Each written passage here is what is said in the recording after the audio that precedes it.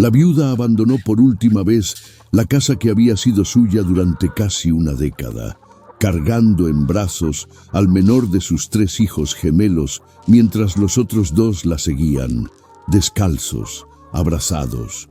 La puerta se cerró de golpe tras ella con un sonido seco y definitivo, como si la propia madera rechazara su presencia. Dentro aún se oían las voces de la familia de su difunto esposo, voces que días antes habían llorado alrededor del ataúd y que ahora discutían la redistribución de los pocos muebles, las herramientas, el pequeño pero suficiente terreno. Nadie mencionó su nombre, nadie preguntó a dónde iba. La expulsión no necesitó gritos, bastó un silencio calculado, la indiferencia practicada como método.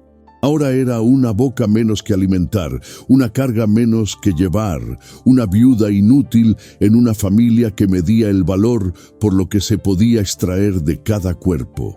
Si estás viendo esto desde algún lugar del mundo ahora, suscríbete al canal, porque historias como esta no deben olvidarse y quizás reconozcas en ellas algo que ya has visto o vivido.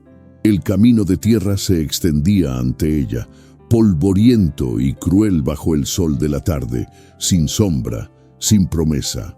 No sabía exactamente a dónde ir, pero sabía que no podía detenerse.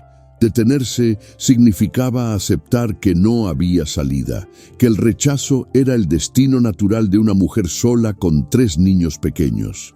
Los gemelos tenían solo 5 años, demasiado delgados para su edad, con ojos grandes que aún no entendían del todo lo que significaba no tener un hogar. Preguntaron por su abuela, su tío, la cama donde dormían. Ella no respondió.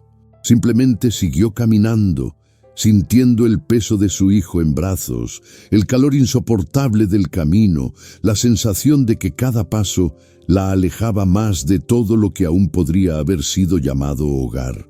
Al anochecer, encontró un refugio improvisado al borde de un terreno abandonado, una estructura medio en ruinas, con goteras y suelo de tierra, pero al menos tenía 4 paredes. Allí acostó a los niños sobre una manta vieja que había traído atada a la espalda y permaneció despierta toda la noche, escuchando el viento silbando contra las tablas sueltas, sintiendo el frío filtrarse por las grietas. No lloró. Llorar era un lujo que las mujeres como ella no podían permitirse. Llorar era admitir la derrota. Y aún no estaba derrotada, solo desnuda, humillada, expulsada como si nunca hubiera pertenecido a ningún lugar.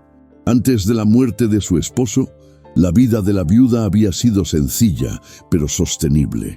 Se despertaba antes del amanecer para preparar café negro fuerte, encender la estufa de leña mientras su esposo aún dormía y cuidar el pequeño huerto en el patio trasero donde crecían calabazas, maíz y algunas hierbas que usaba para sazonar los frijoles. La rutina era predecible, marcada por el ritmo de las estaciones y el trabajo constante, pero había una especie de dignidad silenciosa en ella, la sensación de que cada gesto tenía un propósito, que cada día encajaba con el anterior como ladrillos que forman un muro. Su esposo trabajaba en las tierras familiares, ayudaba con las reparaciones, cargaba sacos de grano y, aunque el dinero escaseaba, nunca se agotaba del todo. Nunca necesitaba pedirle nada a nadie. Nunca necesitaba justificar su presencia. Era la esposa, la madre, la mujer que mantenía la casa en funcionamiento mientras el mundo exterior seguía su curso implacable. Los gemelos nacieron en una fría noche de invierno, los 3 a la vez, en un parto difícil que casi la mata. La partera dijo que era raro, casi imposible, tener 3 hijos a la vez, y que debería estar agradecida de que todos hubieran sobrevivido. La familia de su esposo, sin embargo, no lo vio como una bendición, sino como una carga. 3 bocas más que alimentar, 3 cuerpos más que vestir, 3 futuros inciertos en una casa que apenas soportaba a los que ya estaban allí. Desde el principio, los comentarios llegaron disfrazados de preocupación. ¿Cómo vas a arreglártelas? ¿Es un castigo o una bendición, 3 a la vez. Eso no es natural. Fingió no oír, pero las palabras se le pegaron a la piel como barro seco. Cada mirada de desaprobación, cada suspiro exagerado cuando los niños lloraban, cada gesto de impaciencia cuando necesitaban algo. Todo esto se acumulaba, formando un muro invisible entre ella y el resto de la familia. El marido nunca fue hombre de muchas palabras, pero la defendía con firmeza. Cuando alguien insinuaba que ella no lo soportaba, cortaba la conversación con un silencio sepulcral o con una frase corta que no dejaba lugar a réplicas. Es mi esposa y los niños son míos. Eso bastaba. Su presencia era un escudo, una protección tácita que mantenía a la familia al margen de las decisiones de la pareja. Pero también era un hombre frágil, con una salud inestable, que tosía mucho en invierno y trabajaba más allá de sus fuerzas para demostrar que podía mantener a todos. Ella sabía que se estaba esforzando demasiado, que su cuerpo no aguantaría eternamente, pero nunca dijo nada, porque decir algo sería admitir el miedo, y el miedo era algo que no se podía cultivar en una casa donde la supervivencia ya era incierta. Su muerte llegó de repente, sin previo aviso, sin tiempo para despedidas. Salió por la mañana a trabajar la tierra y regresó al mediodía con fiebre alta y dolor en el pecho. En menos de 2 días, estaba muerto. La familia acudió al velorio, lloró a gritos, habló de pérdida y añoranza, pero las miradas que le dirigieron eran diferentes. No había compasión, solo cálculo. Ella lo sintió incluso antes de que enterraran el cuerpo. El cambio de tono, la forma en que evitaban su mirada, cómo hablaban entre ellos en los rincones de la casa sin incluirla. Al tercer día, después del entierro, cuando aún estaba demasiado aturdida para pensar con claridad, el hermano mayor de su esposo llamó a la puerta y le dijo, sin rodeos, que tendría que irse. La casa pertenecía a la familia, no a ella. La tierra también, los muebles también, todo. Solo podía llevar lo que podía cargar a la espalda. Intentó discutir, recordándole que había trabajado en esa casa durante años, que había cuidado de su marido hasta su último aliento, que los niños eran parientes de sangre. Su cuñado escuchó en silencio, con los brazos cruzados, y cuando terminó, simplemente repitió, «Aquí no tienes derecho a nada». Su suegra, que observaba la conversación desde el otro lado de la habitación, no dijo ni una palabra. Simplemente apartó la mirada, como si la presencia de su nuera fuera demasiado incómoda. En ese momento, la viuda comprendió que no había discusión posible, ninguna apelación emocional que funcionara. Para esa familia, ella era una desconocida que había compartido cama con uno de los suyos, y ahora que él había muerto, no había razón para mantenerla cerca. Se fue al día siguiente llevándose solo una manta, una olla vieja, algo de la ropa de los niños y el peso aplastante de la humillación. Nadie se ofreció a ayudarla. Nadie le preguntó si tenía a dónde ir. La expulsión fue silenciosa, eficaz, definitiva. Mientras caminaba por la calle con sus 3 hijos, sintió la mirada de su suegra clavada en su espalda, una mirada que decía sin palabras, «Nunca fuiste uno de nosotros». Y quizás era cierto. Quizás nunca lo había sido. Pero eso no hizo que el rechazo fuera menos doloroso, ni la injusticia menos evidente. La escena de la expulsión final tuvo lugar una mañana gris, cuando la viuda aún creía que podría haber algún tipo de negociación, alguna posibilidad de quedarse al menos hasta encontrar otro lugar. Estaba sentada en el suelo de la cocina, intentando calmar el llanto de los gemelos que tenían hambre y no entendían por qué no había comida, cuando su cuñado entró sin llamar, acompañado de 2 primos menores. No la miraron. Simplemente empezaron a retirar los muebles. Primero la mesa, luego las sillas, luego el armario donde guardaba los platos. Se levantó, con el menor en brazos, y preguntó qué pasaba. Su cuñado se detuvo un momento. La miró como se mira un obstáculo en el camino y solo dijo: «Ya deberías haberte ido». La frialdad en su voz era peor que cualquier grito. Era la frialdad de quien ya ha decidido que alguien no importa, de quien ya ha tachado un nombre de su lista de prioridades. Sintió una opresión en el pecho, le temblaron las piernas, pero no dijo nada. Ella simplemente observó cómo se llevaban todo, incluso la cama donde dormían los niños, incluso la estufa que encendía cada mañana. Cuando terminaron de vaciar la casa, su cuñado regresó y le tendió la mano, no para ayudarla, sino para coger las llaves. Ella aún sostenía el llavero de hierro oxidado, como si ese gesto fuera el último hilo que la conectaba con algo que una vez fue suyo. Él esperó en silencio, con la mano extendida, impasible. Los primos permanecían en la puerta con los brazos cruzados, como guardias que velaban por el cumplimiento de la orden. Ella les entregó las llaves.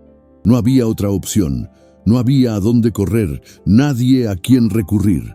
La suegra apareció en el umbral en ese momento, secándose las manos con un paño de cocina, y miró a su nuera con una expresión que mezclaba lástima y desprecio. «Deberías haberlo pensado antes», dijo la anciana, como si la viuda fuera de alguna manera culpable de la muerte de su marido, como si tener 3 hijos fuera un error estratégico que ahora le estaba pasando factura. La viuda no respondió. Ella simplemente tomó a los niños de la mano y se fue, sintiendo el peso de la mirada de su suegra fija en su espalda como una espada fría. Afuera, la calle estaba vacía, silenciosa, indiferente. Algunos vecinos se asomaban a sus ventanas, pero nadie se acercaba, nadie ofrecía ayuda. Era como si la desgracia fuera contagiosa, como si ayudar a una viuda expulsada por su propia familia fuera una invitación a correr la misma suerte. Caminaba despacio, con su hijo menor en brazos y los otros 2 de la mano, sin saber exactamente a dónde ir. La humillación no residía solo en el acto de ser expulsada, sino en la forma en que lo hicieron, en la ausencia de cualquier gesto de humanidad, en la certeza de que para esa familia nunca había sido más que una intrusa temporal. Su difunto marido era el único vínculo que la mantenía allí, y sin él no era más que un peso muerto, otra boca que alimentar, un problema que resolver de la forma más rápida y cruel posible. Pasó su primera noche en un cobertizo abandonado junto al camino, un lugar húmedo y frío donde el viento soplaba por todas partes. Los niños dormían acurrucados sobre la vieja manta, temblando de frío, mientras ella permanecía despierta, mirando el agujero en el techo a través del cual podía ver el cielo oscuro. No había estrellas, solo nubes densas que parecían presagiar más sufrimiento. Pensó en regresar, llamar a la puerta de su suegra y suplicar clemencia, pero sabía que sería inútil y, peor aún, sería la confirmación definitiva de que no tenía dignidad, que aceptaría cualquier migaja con tal de no morir de hambre. Así que decidió que no volvería, que prefería morir de pie en el camino que vivir de rodillas, implorando compasión a alguien que nunca la tuvo. Esa decisión, tomada en esa noche fría y silenciosa, fue el primer paso de algo que aún no podía nombrar, pero que ya comenzaba a crecer en su interior, una brutal negativa a desaparecer. En los días siguientes, vagó por la región buscando trabajo, cualquier cosa que le permitiera ganar unas monedas. Llamaba a las puertas de las granjas, ofreciéndose a lavar ropa, cocinar, limpiar graneros. La mayoría de la gente simplemente le cerraba la puerta en las narices al ver a los 3 niños. «No puedo alimentar 4 bocas», le decían, «o bien deberías buscar a la familia de tu marido». Cuando explicó que la habían desahuciado, sus miradas cambiaron, no a compasión, sino a sospecha. «Si tu propia familia te echó, algo habrás hecho», insinuaban. Siempre la culpaban a ella como si fuera natural que una viuda cargara sola con el peso de toda la tragedia. aprendió a no dar explicaciones, solo a ofrecer trabajo y aceptar la negativa sin protestar. Cada puerta cerrada era una nueva humillación, cada mirada desdeñosa un nuevo corte en su piel ya herida. Fue durante una de esas caminatas desesperadas que encontró el terreno abandonado a las afueras del pueblo, un terreno seco y olvidado donde nadie había plantado nada en años. Había una valla caída, algunos árboles retorcidos y al fondo una pequeña construcción en ruinas que debió haber sido un gallinero. Se detuvo ante el lugar y sintió algo extraño. No exactamente esperanza, sino una especie de reconocimiento. Era un lugar rechazado, igual que ella. Un lugar que nadie quería, que nadie miraba, que solo existía como recordatorio de algo que salió mal. Y quizás por eso mismo podía ser suyo. Entró en el terreno lentamente, pisando la hierba alta y seca, sintiendo las espinas arañarle las piernas desnudas. Los chicos la siguieron en silencio, demasiado cansados para preguntar nada. Cuando llegó al gallinero en ruinas, empujó la puerta de madera podrida y entró. Había excrementos de pájaro en el suelo, plumas esparcidas, un fuerte olor a abandono, pero también había un techo agujereado, pero aún allí. Había paredes agrietadas, pero aún en pie. Y eso, en ese momento, era más de lo que tenía en cualquier otro lugar del mundo. Se volvió hacia sus hijos y les dijo, por primera vez desde la expulsión, «Nos quedamos aquí». Los chicos miraron a su alrededor, confundidos, pero no protestaron. Estaban acostumbrados a obedecer, a no cuestionar, a aceptar lo que la vida les ofreciera. Limpió el suelo con las manos, apartó los restos podridos, extendió la manta vieja en el rincón menos sucio y los acostó allí. Luego salió. Se acercó a la valla caída, sacó unas tablas sueltas y empezó a tapar los agujeros más grandes del techo. Trabajó hasta el anochecer, sin parar, sin pensar, solo moviendo las manos automáticamente, como si cada gesto fuera un acto de resistencia contra la voluntad del mundo de verla desaparecer. Cuando la noche cayó por completo, volvió a entrar. Se acostó junto a sus hijos y por primera vez en muchos días durmió, no tranquilamente, sino demasiado agotada para mantenerse despierta. Y en ese breve y profundo sueño, algo en su interior empezó a reorganizarse, a prepararse para lo que estaba por venir. Historias como esta exigen que te quedes, que te suscribas, porque lo que viene a continuación es algo que nadie esperaba, ni siquiera ella. La injusticia no residía solo en el desalojo, sino en cómo la familia de su difunto marido borró por completo cualquier reconocimiento de que ella había existido allí, de que había trabajado, cuidado y mantenido a sus hijos. Para ellos era invisible, y ahora que estaba fuera era como si nunca hubiera estado allí.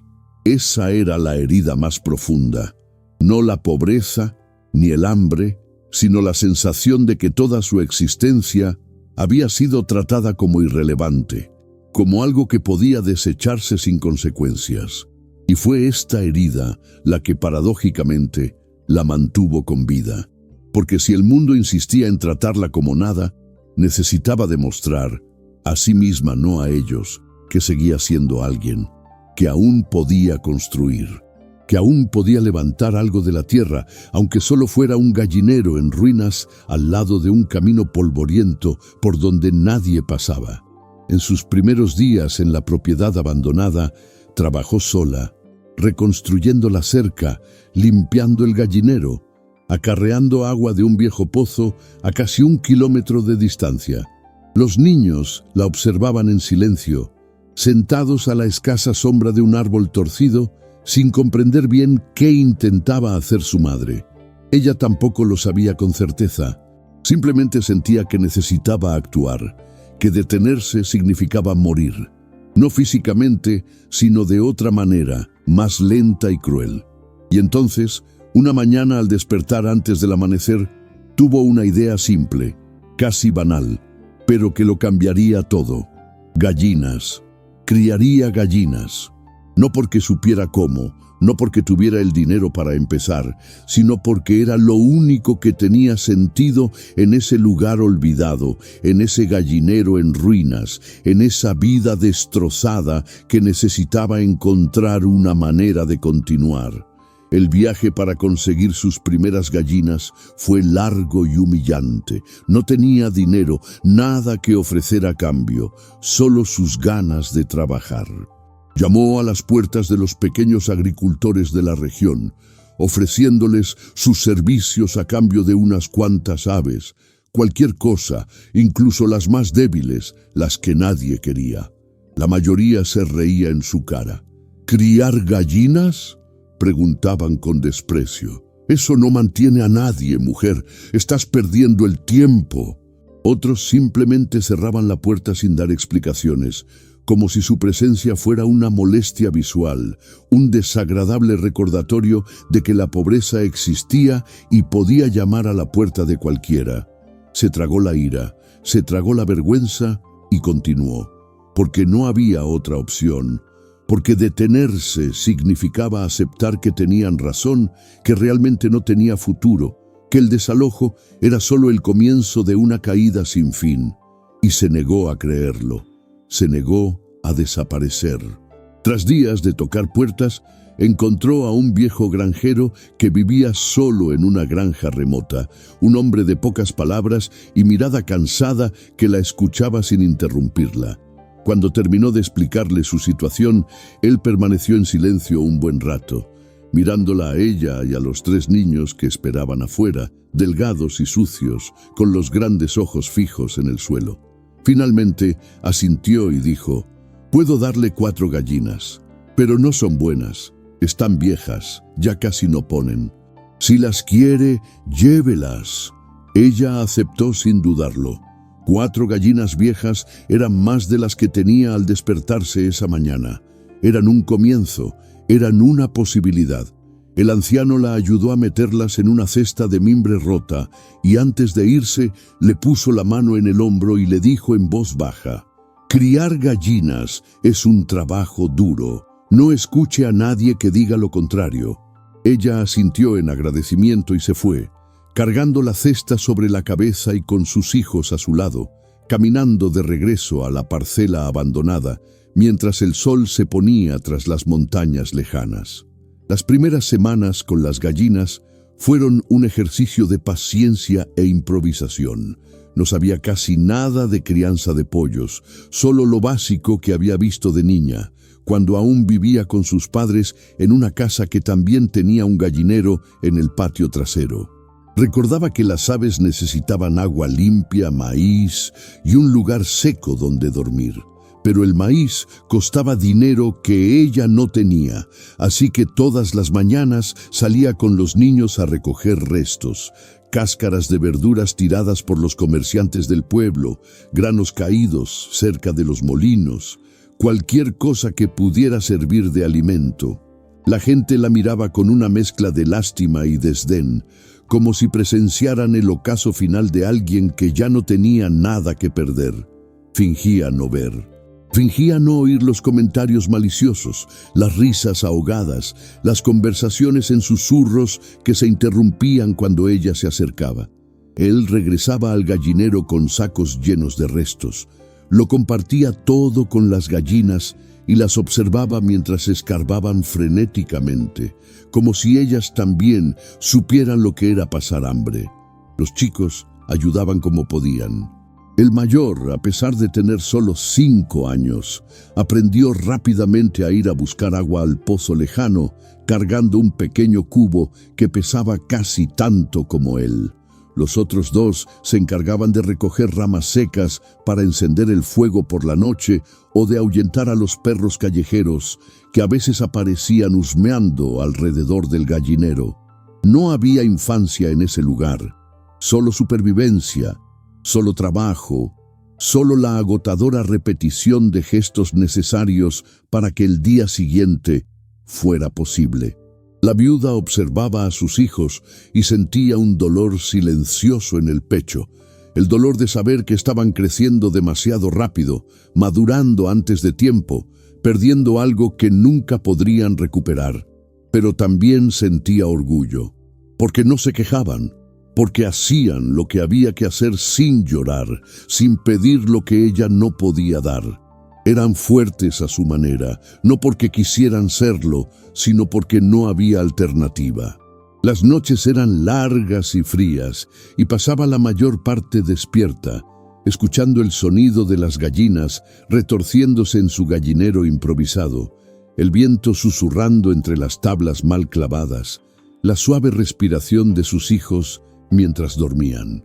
A veces, tumbada en la oscuridad, pensaba en la casa de la que la habían expulsado, no con añoranza, sino con rabia. Rabia contra su suegra que la miraba con desprecio, contra su cuñado que la trataba como basura, contra los vecinos que le habían dado la espalda, rabia contra un mundo que castigaba a las mujeres por enviudar, que las culpaba por tener demasiados hijos, que las echaba a la calle como si fueran desechables. Pero la rabia, descubrió, podía ser útil, podía ser combustible, podía ser lo que la impulsaba a seguir adelante cuando el agotamiento la impulsaba a rendirse. Así que guardó esa rabia en lo más profundo de su pecho, la alimentó con cada recuerdo amargo y la usó para levantarse a la mañana siguiente y seguir adelante.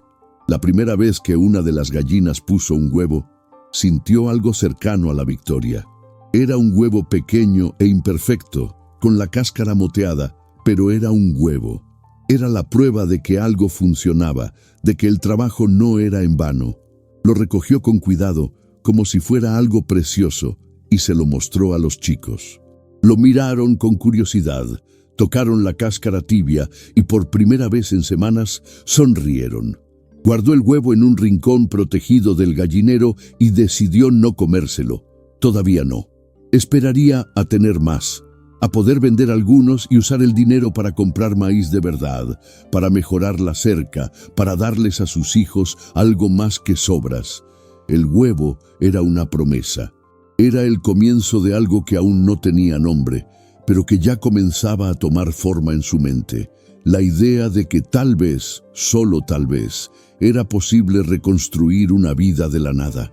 Los comentarios maliciosos no cesaron. Al contrario, aumentaron. Cuando empezó a aparecer en el pueblo con huevos para vender, la gente reaccionó con burla. «Huevos de gallina vieja», decían. ¿Quién querría eso?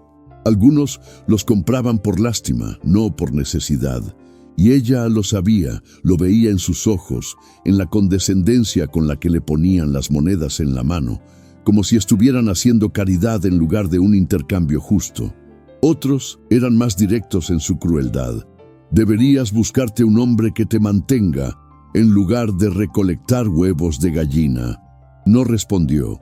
Simplemente tomó el dinero, les dio las gracias con un seco asentimiento y se marchó. Cada moneda era un pequeño paso adelante. Cada venta, por pequeña que fuera, significaba que estaba teniendo éxito, no prosperando, no ganando, sino logrando seguir adelante. Y en ese momento, continuar lo era todo. Las semanas se convirtieron en meses. El gallinero fue reparado gradualmente, una tabla a la vez, un clavo a la vez, con materiales que encontró en terrenos abandonados o intercambió por huevos. Las gallinas viejas, sorprendentemente, siguieron poniendo no muchos huevos, pero los suficientes para generar un ingreso mínimo. Con el tiempo, logró comprar 2 gallinas más, luego 3 más. La bandada creció lentamente, pero creció, y con ella algo creció dentro de la viuda, una sensación extraña, casi olvidada, que le llevó tiempo reconocer. Era la sensación de construir algo, que cada día de trabajo dejaba una huella concreta, visible y medible. Los niños tenían un techo más firme sobre sus cabezas, las gallinas tenían comida más regular. Ella misma podía dormir durante varias horas seguidas sin despertarse sobresaltada, temiendo que todo se derrumbara durante la noche. No era felicidad, todavía no, pero era una especie de estabilidad frágil, lograda centímetro a centímetro, huevo a huevo, día a día. Y aún así, mientras reconstruía ese pedazo de vida de la nada, llevaba la herida de la expulsión como una marca en la piel. Por la noche, cuando todo estaba en silencio y los niños dormían, se encontraba pensando en su suegra, su cuñado, aquellos que la habían echado sin remordimientos. Imaginó lo que dirían si la vieran ahora, sucia, delgada, criando gallinas en un terreno que nadie quería. Probablemente se reirían, probablemente dirían que estaba exactamente donde merecía estar. Pero una pequeña y obstinada parte de ella comenzó a imaginar algo más. Imaginó el día en que la verían no como una mendiga, sino como alguien que había sobrevivido a pesar de ellos. Alguien que había construido algo con sus propias manos, sin pedir ayuda, sin implorar clemencia. Este pensamiento vago y distante era peligroso, porque conllevaba la tentación de creer que algún día la injusticia se repararía, que algún día reconocerían su error, pero aún no sabía si quería ese reconocimiento. Todavía no sabía si sería capaz de perdonar. Por ahora, solo trabajaba y esperaba. Y si sigues aquí conmigo, suscríbete, porque lo que sucede cuando la dignidad se reconstruye en silencio es algo que necesita ser presenciado. Había momentos de pura desesperación, días en que las gallinas se enfermaban, días en que nadie compraba un solo huevo, días en que la lluvia destruía parte del techo recién reparado y tenía que empezar de cero. En esos momentos se sentaba en el suelo embarrado del gallinero, rodeada de sus hijos, y se dejaba vencer por el cansancio. No lloraba, sino que permanecía inmóvil, como si su cuerpo hubiera olvidado cómo moverse. Los niños la observaban en silencio, asustados, sin saber qué hacer, y entonces siempre uno de ellos le tocaba la mano. Un gesto simple, mínimo, casi inconsciente, pero era suficiente. Miraba esos 3 rostros delgados, esos ojos que dependían de ella para seguir viva, y se obligaba a levantarse, porque rendirse no era una opción, porque si caía, caerían con ella, y no permitiría que sus hijos crecieran creyendo que la derrota era inevitable, que la injusticia siempre ganaba. Así que se levantaba, se limpiaba el barro de las manos, y volvía al trabajo.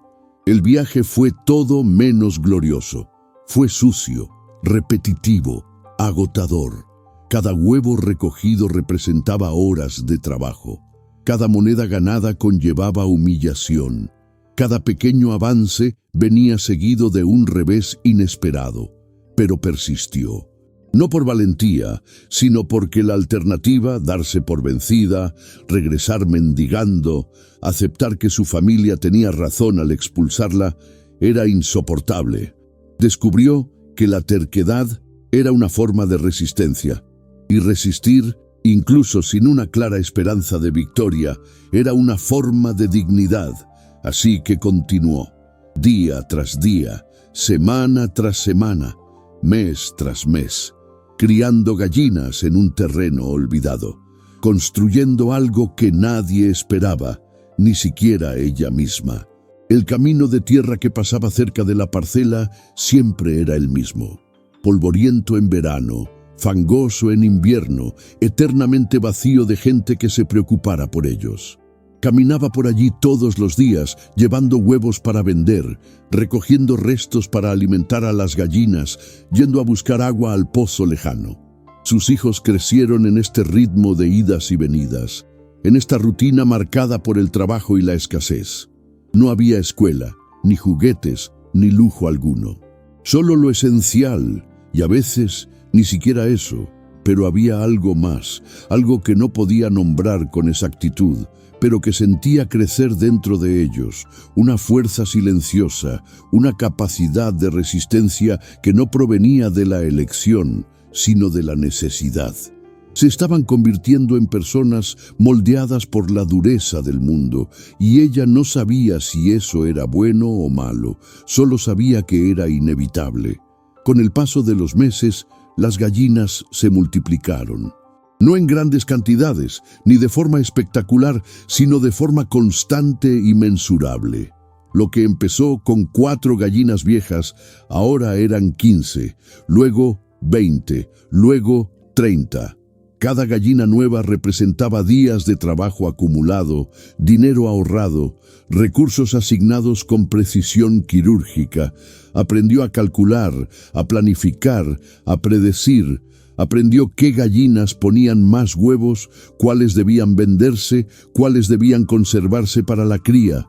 Aprendió a reconocer las enfermedades antes de que se propagaran, a proteger el gallinero de los depredadores, a negociar precios en el pueblo sin parecer desesperada. Cada habilidad adquirida era una pequeña victoria contra la ignorancia, contra la vulnerabilidad, contra la idea de que era incapaz de nada por sí sola. Y entonces, poco a poco, algo cambió. Quienes antes se burlaban de ella empezaron a comprar con más frecuencia. No por lástima, sino porque los huevos eran buenos, frescos y a buen precio. Algunos comerciantes del pueblo empezaron a pedir más. La viuda de las gallinas, como empezaron a llamarla, dejó de ser una simple figura de burla y se convirtió en una presencia habitual, predecible y útil. No era respetada, todavía no, pero era reconocida, existía, tenía un lugar, aunque solo fuera como la mujer que vendía huevos en el mercado. Y eso, por poco que fuera, era más de lo que tenía cuando la echaron a la calle con 3 niños en brazos. Pero la herida no sanaba. La humillación inicial, la brutal expulsión, las palabras de su suegra, todo seguía vivo en su interior, latiendo suavemente como un dolor crónico que nunca desaparece del todo. Pensaba en ello cada noche antes de acostarse, reviviendo la escena de la partida, las puertas cerrándose, la mirada de desprecio. Y se preguntaba, ¿cuándo lo sabrán? ¿Cuándo se darán cuenta de que no he desaparecido? ¿Cuándo comprenderán que construí algo a pesar de ellos? La respuesta aún no había llegado, pero sabía, con una extraña e inquebrantable certeza, que algún día llegaría. Y cuando lo hiciera, tendría que decidir qué hacer con la ira que cargaba, si la usaría para destruir o para liberarse. Por ahora, solo esperaba, y criaba gallinas, y sobrevivía. Los niños cumplieron 6, luego 7. Crecieron deprisa, con cuerpos delgados y manos callosas de tanto trabajar. No tenían amigos. Los demás niños del pueblo los evitaban, como si la pobreza fuera contagiosa, pero se tenían los unos a los otros. Jugaban poco, trabajaban mucho y aprendían sin comprender las lecciones que su madre les enseñaba con su ejemplo, que el trabajo dignifica, que la perseverancia vence al desprecio, que es posible reconstruir incluso cuando nos lo han arrebatado todo. Nunca habló de la familia de su padre. Nunca explicó por qué los habían expulsado, por qué vivían en un gallinero, por qué sus vidas eran tan diferentes a las de los demás niños. Los niños nunca preguntaron, quizás porque ya sabían, de alguna forma intuitiva, que algunos dolores son demasiado grandes para expresarlos con palabras, y así los días se acumulaban, formando semanas, meses, años. La granja de pollos crecía. El gallinero se ampliaba, se reforzaba, se transformaba en algo funcional e incluso organizado. Los ingresos aumentaban, no mucho, pero lo suficiente para que ya no pasaran hambre, para que hubiera comida todos los días, para que los niños tuvieran ropa remendada pero limpia. La viuda empezó a ahorrar. Monedas guardadas en una olla de barro enterrada en el suelo del gallinero. Una reserva secreta para emergencias, para el futuro incierto, para el día en que tal vez pudiera comprar un terreno de verdad, con escritura, a su nombre. Ese sueño era lejano, casi imposible, pero existía. Y su existencia era suficiente para mantenerla trabajando cuando su cuerpo pedía descanso. Pero si has estado siguiendo hasta aquí, suscríbete, porque la reconstrucción apenas comienza, y lo que sucede cuando el pasado llama a la puerta es algo que ninguno de los dos esperaba. El refugio improvisado que había construido inicialmente El gallinero destartalado que encontró abandonado se transformó gradualmente en algo más parecido a un hogar. No era cómodo, no era bonito, pero era funcional. Las paredes estaban reforzadas con tablones que intercambiaba por huevos o encontraba en edificios abandonados. El techo estaba cubierto con viejas láminas de zinc que un herrero del pueblo le dio a cambio de 2 docenas de huevos. Ahora había un tabique improvisado que separaba el espacio donde dormían las gallinas del espacio donde ella y sus hijos se instalaban por la noche. Era un lugar precario, sí, pero era suyo. Nadie podía expulsarlos de allí.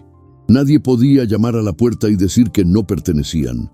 Este sentido de propiedad, por frágil que fuera, tenía un peso enorme. Era la diferencia entre sobrevivir como invasor y existir como dueño de algo, incluso si ese algo era casi nada. Los chicos se habían acostumbrado a esa vida. Conocían cada rincón de la propiedad, cada árbol torcido, cada agujero en la cerca. Sabían dónde encontrar la mejor leña para el fuego, donde la tierra era más blanda para plantar verduras, donde les gustaba escarbar a las gallinas. Su rutina estaba marcada por el ritmo de los pájaros, despertarse con el primer canto del gallo, recoger los huevos temprano, alimentar a las gallinas antes de que el sol calentara demasiado, ir a buscar agua al pozo antes del mediodía. No había lugar para la pereza, para las quejas, para los sueños que no encajaban en esa dura realidad. Y sin embargo eran niños. A veces, cuando su madre no los veía, jugaban a la mancha entre las gallinas, riendo suavemente cuando alguna se asustaba y empezaba a cloquear. A veces inventaban juegos con piedras y palos, creando mundos imaginarios que duraban solo unos minutos antes de que los llamaran de vuelta al trabajo. Esos breves momentos de infancia eran todo lo que tenían, y eran preciosos precisamente por ser escasos. La viuda observaba a sus hijos y sentía una extraña mezcla de orgullo y tristeza. Orgullo porque eran fuertes, porque no se quejaban, porque hacían lo que debían hacer sin dudarlo. Tristeza porque sabía que estaban perdiendo algo que jamás podrían recuperar. La ligereza de no tener responsabilidades, la libertad de jugar sin culpa, la seguridad de ser cuidados sin necesidad de ser cuidados a cambio. Quería darles una vida diferente, una vida donde pudieran ir a la escuela, tener amigos, comer todos los días sin contar cada bocado de pan. Pero desear no cambiaba nada. La realidad era la que era, y por ahora la realidad era un gallinero al lado de un camino polvoriento, una modesta granja avícola y una lucha diaria para hacer posible el día siguiente. Fue durante una calurosa tarde de verano, mientras reparaba la cerca de la parte trasera de la propiedad, que descubrió algo inesperado. Había una pequeña construcción medio oculta por la vegetación alta, una especie de viejo almacén o cobertizo con paredes de piedra y una puerta de madera tan podrida que se desmoronó al intentar abrirla.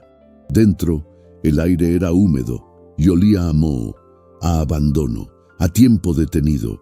Había cajones apilados, herramientas oxidadas, sacos rotos de los que se escapaban granos viejos. Entró despacio, con cuidado, y sus ojos se acostumbraron a la penumbra. Al fondo del almacén, sobre un estante torcido, había una caja de metal cerrada con un candado oxidado. Cogió la caja, sintió su peso y la sacudió suavemente. Había algo dentro, papeles, a juzgar por el sonido. La curiosidad se mezclaba con la cautela.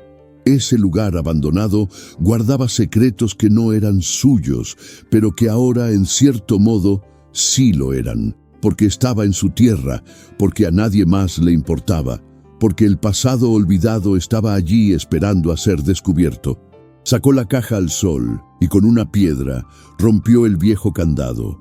Dentro había documentos amarillentos, cartas manuscritas con letra temblorosa y un sobre grande sellado con lacre. Abrió el sobre con cuidado y encontró dentro un testamento, fechado casi 20 años antes. Era el testamento de un hombre al que no conocía, alguien que aparentemente había sido dueño de ese terreno décadas atrás. El documento establecía que el terreno debía pasar a una sobrina, pero no había constancia de que esto hubiera sucedido. También había cartas de cobro, cartas de abogados, cartas de familiares pidiendo explicaciones sobre la propiedad. Todo abandonado, todo olvidado, como si la vida hubiera seguido adelante y hubiera dejado esos papeles atrás, testigos mudos de disputas que a nadie más le importaba resolver. Inscríbete ahora, porque lo que está a punto de descubrir lo cambiará todo, y necesitas estar aquí cuando suceda. Pasó horas leyendo esos documentos, intentando comprender. El terreno donde vivía, al parecer, nunca se había registrado oficialmente tras la muerte del anterior propietario. Se mencionaban impuestos impagos, herederos que nunca aparecieron, demandas abandonadas a mitad de camino. Era un terreno olvidado por la burocracia, un terreno que existía en un limbo legal donde nadie era oficialmente el propietario. Y eso significaba algo importante. Significaba que, técnicamente, podía reclamar ese lugar. No sería fácil, no sería rápido, pero existía una posibilidad, un vacío legal, una oportunidad de transformar ese refugio temporal en algo permanente, algo que nadie pudiera arrebatarle. El descubrimiento la dejó atónita. No fue exactamente una revelación mística o emotiva, fue algo concreto, práctico, casi burocrático, pero tenía el peso de una promesa. La promesa de que tal vez, solo tal vez, finalmente podría tener algo que fuera indiscutiblemente suyo. La revelación contenida en esos papeles amarillentos no trajo un alivio inmediato, sino una lenta y pesada claridad. La viuda leyó y releyó el testamento, las cartas, los registros incompletos, tratando de comprender exactamente qué significaba todo eso para ella. El terreno donde había construido su vida en los últimos años, el gallinero, la cerca, el pozo, todo, era una propiedad legalmente abandonada, olvidada por herederos que nunca aparecieron y por un sistema que simplemente dejó que el caso muriera en pilas de documentos polvorientos. Nadie pagaba impuestos sobre ese terreno, nadie lo reclamaba, a nadie le importaba. Y esto paradójicamente abrió una puerta. Si pudiera reunir los documentos correctos, si pudiera probar la ocupación continua, si pudiera sortear la tortuosa burocracia que regía las propiedades abandonadas, tal vez podría transformar ese terreno en algo legalmente suyo. No era una garantía, no era una certeza, pero era más de lo que tenía cuando se despertó esa mañana. Era una posibilidad concreta de permanencia. Guardó cuidadosamente los papeles, ocultándolos en un lugar seguro dentro del gallinero, y durante los siguientes días continuó trabajando como siempre, pero con la mente ocupada por ese descubrimiento. Pensó en cómo proceder, a quién contactar, cuánto costaría. Sabía que necesitaría ayuda, alguien que entendiera las leyes, los registros, los procesos. Pero también sabía que cada paso en esa dirección le costaría un dinero que apenas tenía, el tiempo que necesitaba para sobrevivir y una energía que ya estaba al límite. La tentación de simplemente olvidar los documentos y seguir viviendo allí como una intrusa era fuerte. Después de todo, nadie la había molestado hasta ahora, a nadie parecía importarle ese pedazo de tierra olvidado. Pero una parte de ella, la parte que aún ardía con la humillación del desalojo, la parte que se negaba a vivir eternamente al margen, sabía que no podía ignorar esa oportunidad. Necesitaba intentarlo. Necesitaba al menos intentar transformar ese refugio temporal en un hogar permanente. La reacción emocional llegó lentamente, como una marea creciente. Al principio solo sintió confusión. confusión por la complejidad de los documentos, el lenguaje legal que no entendía, las fechas y nombres que se superponían sin lógica aparente. Luego vino la frustración. Frustración por estar tan cerca de algo importante, pero no saber cómo lograrlo, cómo transformar esos viejos papeles en derechos reales. Y finalmente llegó algo parecido a la esperanza. No la esperanza ingenua de quien cree que todo se resolverá por arte de magia, sino la esperanza dura y práctica de quien ve un camino difícil y decide recorrerlo de todos modos. No sabía si podría tener éxito, pero sabía que debía intentarlo. Porque rendirse sin intentarlo sería traicionar todo lo que había construido hasta ese momento, todo el trabajo, todo el sufrimiento, toda la terquedad que la había mantenido viva cuando todo el mundo parecía querer verla desaparecer. En los días siguientes, empezó a hacer preguntas discretamente en el pueblo. Preguntó al secretario del ayuntamiento sobre los registros de tierras, fingiendo un interés superficial. Preguntó al anciano que le había regalado sus primeras gallinas si conocía la historia de esas tierras. Preguntó al comerciante que le compraba huevos si conocía algún abogado que pudiera ayudarla con asuntos de propiedad. Las respuestas eran vagas, desalentadoras la mayoría de las veces. Esto es complicado, decían. Lleva años, es caro, pero no se rindió. Anotó mentalmente cada nombre mencionado, cada sugerencia, cada fragmento de información que pudiera ser útil. Y siguió trabajando, porque las gallinas necesitaban comida, los huevos, venderse, los niños, comer, y la vida no se detenía a esperar a que los trámites burocráticos se resolvieran solos. La revelación de los documentos no cambió su rutina diaria, pero sí algo en su interior. Plantó una semilla de posibilidad que antes no existía. Pensaba constantemente en la familia de su difunto marido, su suegra, su cuñado, aquellos que la habían expulsado sin piedad. Se imaginaba lo que dirían si supieran que intentaba legalizar la propiedad de ese terreno, que estaba construyendo algo permanente de la nada. Probablemente se burlarían de ella. Probablemente dirían que soñaba demasiado, que una viuda pobre criando gallinas nunca podría sortear la burocracia necesaria para obtener una escritura, y tal vez tuvieran razón, tal vez fuera imposible, pero la posibilidad de demostrarles que estaban equivocados, la posibilidad de algún día poder mirarlos a los ojos y decirles que poseía algo que nadie podría arrebatarle, era demasiado poderosa para ignorarla. No se trataba de venganza, no exactamente. Se trataba de dignidad. Se trataba de transformar la humillación en algo sólido, concreto, medible. Se trataba de rechazar el papel de víctima eterna y convertirse en dueña de su propia historia. Suscríbete ahora, porque su sufrimiento está a punto de adquirir un significado que nadie podría haber previsto y necesitas verlo hasta el final. La revelación de los documentos también le brindó una comprensión más profunda de la tierra donde vivía. Ese lugar había sido abandonado no por casualidad, sino por disputas familiares, por desinterés, por muertes que dejaron herencias confusas. Era un lugar marcado por el olvido, al igual que ella misma había sido olvidada por la familia de su esposo. Había una extraña simetría en esto, casi poética. Era una mujer olvidada que vivía en una tierra olvidada, y ambas intentaban volver a existir, reclamar un espacio en un mundo que insistía en borrarlas. Esta conexión no era reconfortante, pero era real, y de alguna manera hacía que la lucha fuera menos solitaria, como si la tierra misma estuviera de su lado, como si ambas lucharan por lo mismo, el derecho a no desaparecer. La reconstrucción que comenzó tras el descubrimiento de los documentos fue lenta, metódica y exhaustivamente concreta.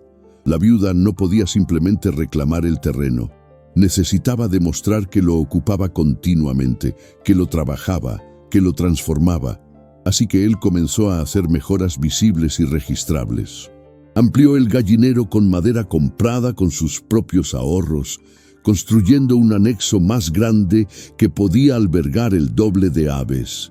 Cercó el terreno de forma más permanente, con postes clavados profundamente en la tierra y alambre tendido con precisión, marcando claramente los límites de la propiedad. Eliminó la vegetación invasora, abrió un pequeño espacio para plantar maíz y calabaza y creó senderos de piedra que conectaban el gallinero con el pozo y el camino. Cada mejora se hizo pensando no solo en la funcionalidad inmediata, sino también en la garantía de futuro, en la posibilidad de que algún día alguien viniera a inspeccionar y necesitara ver que el lugar estaba realmente cuidado, trabajado y habitado.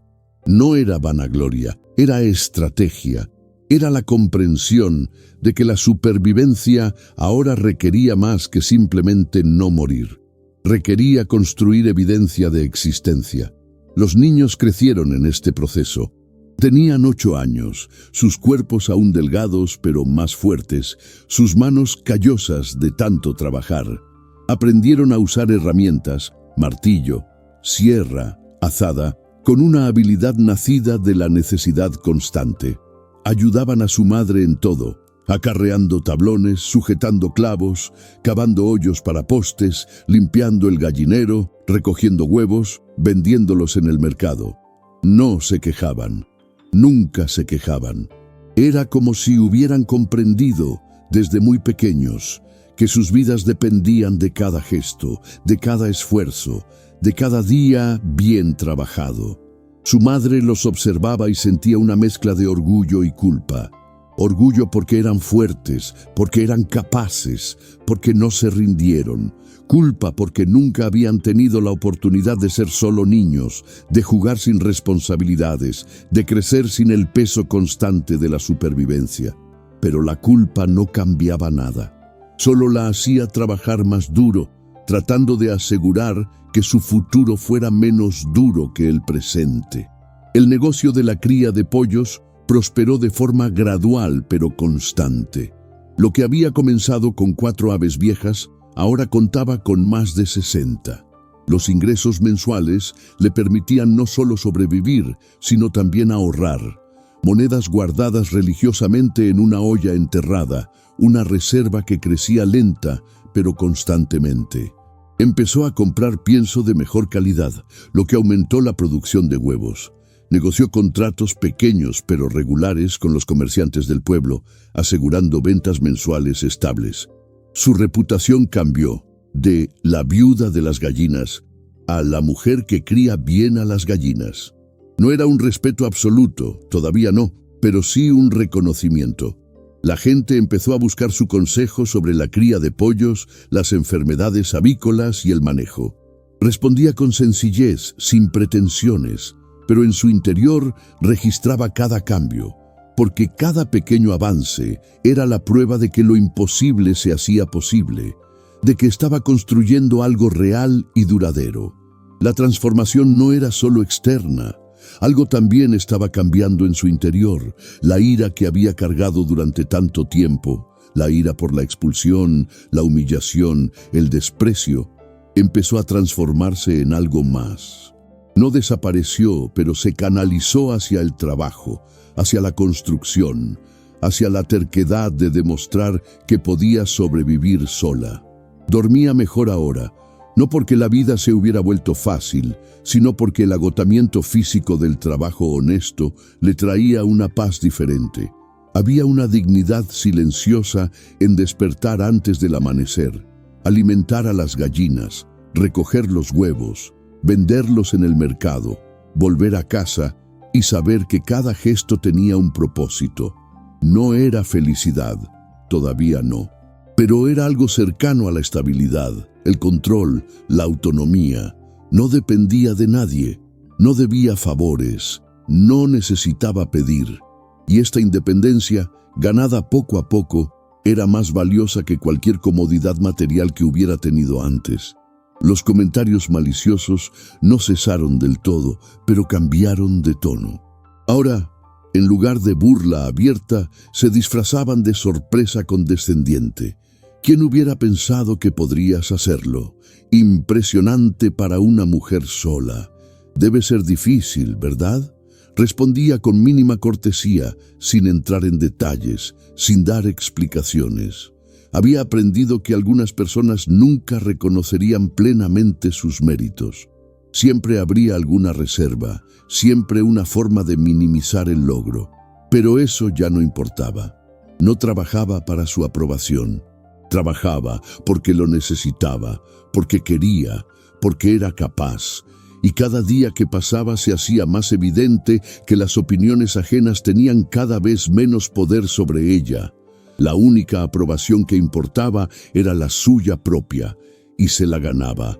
Ladrillo a ladrillo, huevo a huevo, día a día. Suscríbete, porque este canal trata sobre historias como esta, sobre personas que reconstruyen cuando el mundo dice que es imposible y tú ahora formas parte de ese viaje.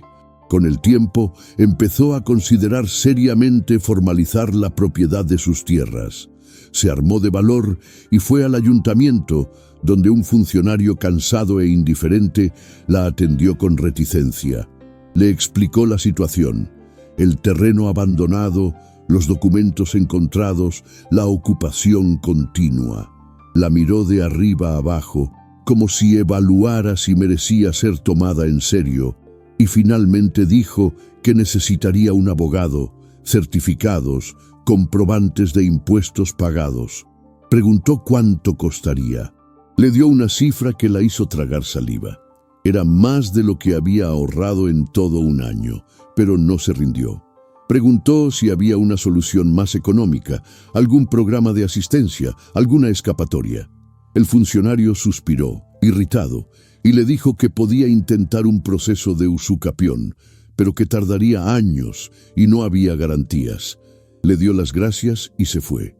No se desanimó, solo era más consciente de la magnitud de la montaña que debía escalar.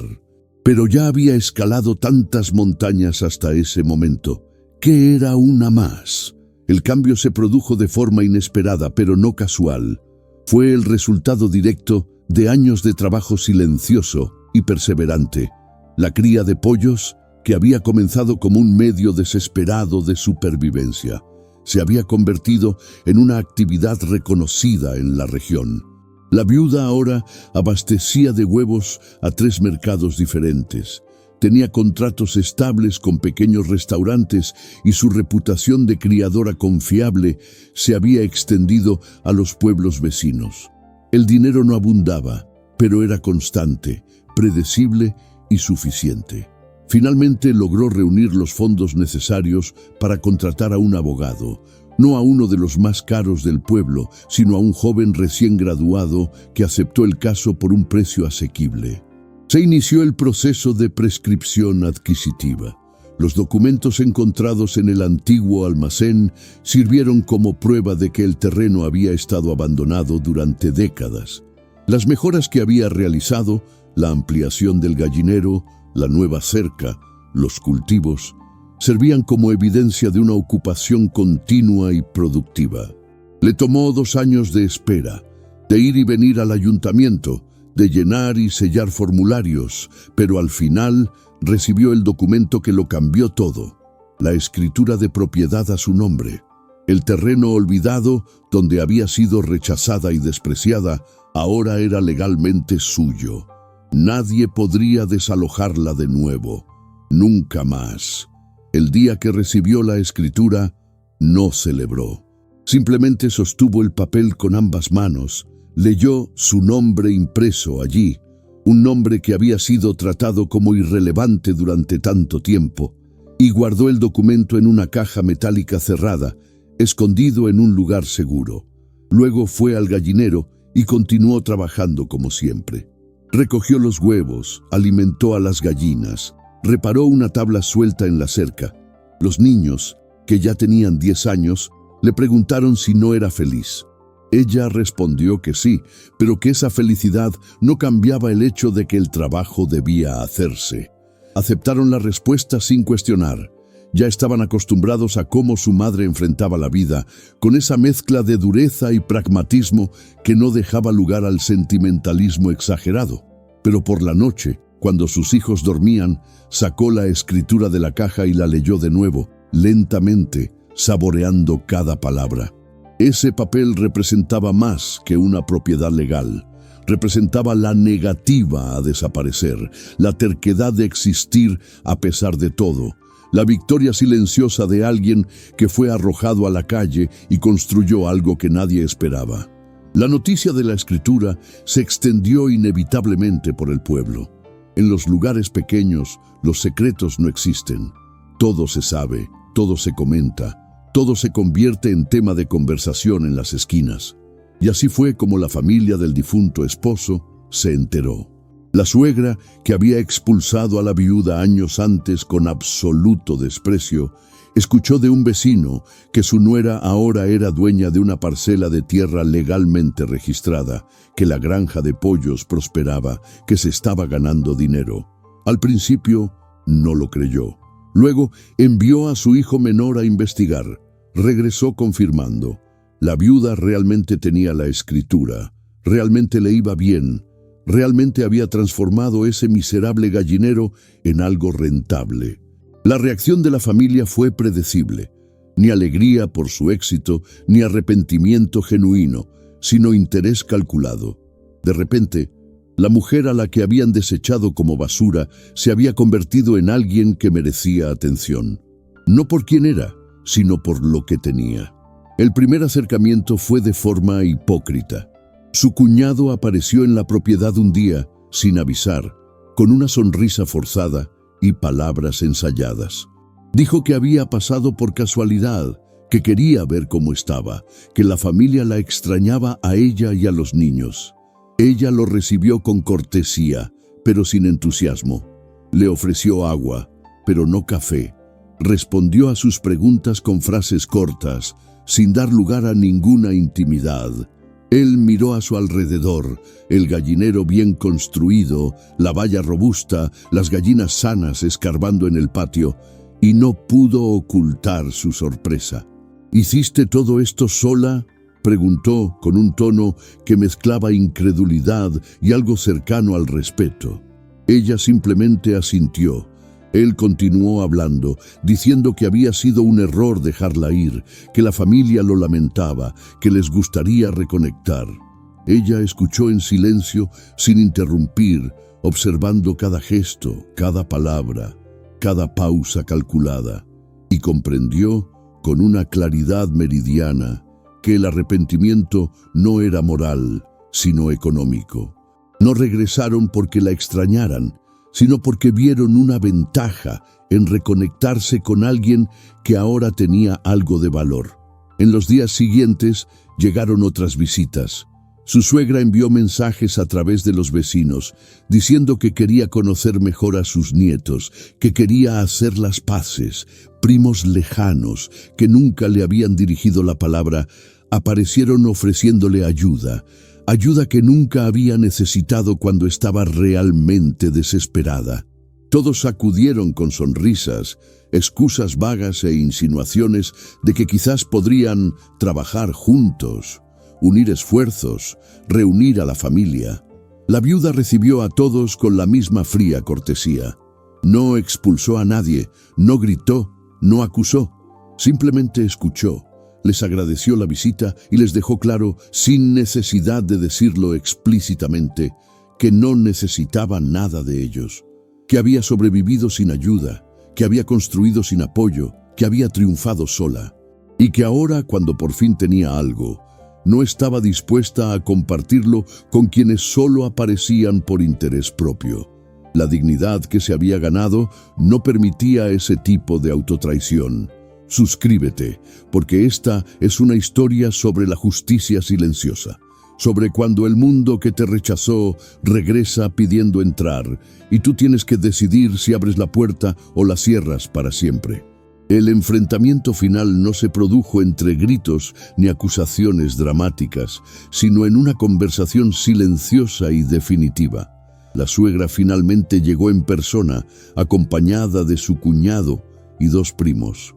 Se sentaron a la sombra del árbol torcido de la propiedad, y la anciana comenzó a hablar, no con su anterior dureza, sino con una dulzura artificial que sonaba aún más falsa. Dijo que habían sido demasiado duros, que lo lamentaban, que la familia necesitaba unirse. Y entonces llegó la verdadera propuesta. Podría integrar la cría de pollos en el negocio familiar, ampliar la producción, usar el apellido familiar para conseguir contratos más importantes. A cambio, le ofrecerían protección, contactos, apoyo. La viuda escuchó todo sin interrumpir. Cuando la suegra terminó, guardó silencio un largo rato. Luego, con voz tranquila y firme, se limitó a decir: «No te necesito, nunca te necesité.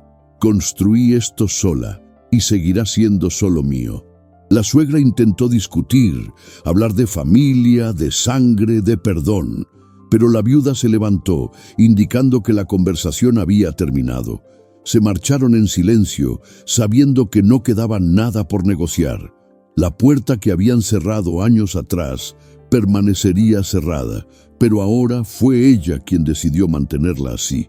Años después, cuando sus hijos ya eran adolescentes fuertes y capaces, la viuda se sentó en el porche improvisado que había construido frente al gallinero, contemplando la puesta de sol sobre la tierra que ahora era indiscutiblemente suya. Las gallinas picoteaban tranquilamente en el patio cercado. Los huevos del día ya habían sido recogidos y clasificados para la venta, y el olor a tierra humedecida por la lluvia reciente se elevaba del suelo. Sostenía en sus manos la escritura, amarillenta por el tiempo, leyendo su nombre impreso allí, un nombre que la familia de su esposo había intentado borrar, pero que ahora estaba grabado en un documento legal, permanente e indiscutible. Sus hijos trabajaban a su lado, sin que ella necesitara pedírselo, porque habían aprendido desde pequeños que el trabajo era la forma más honesta de vivir. No era feliz en el sentido romántico de la palabra. La vida seguía siendo dura, el dinero seguía escaso, el futuro aún incierto. Pero había algo que nadie podía arrebatarle: la certeza de haber construido algo real de la nada, de haber sobrevivido cuando todos esperaban que desapareciera, de haber transformado la humillación en dignidad y el rechazo en autonomía. Y cuando la noche cayó por completo, guardó la escritura en la caja metálica, la cerró con cuidado y regresó adentro. No a una casa grande ni cómoda, sino a un lugar que era suyo, construido con sus propias manos, sobre un terreno que nadie más podría jamás arrebatarle.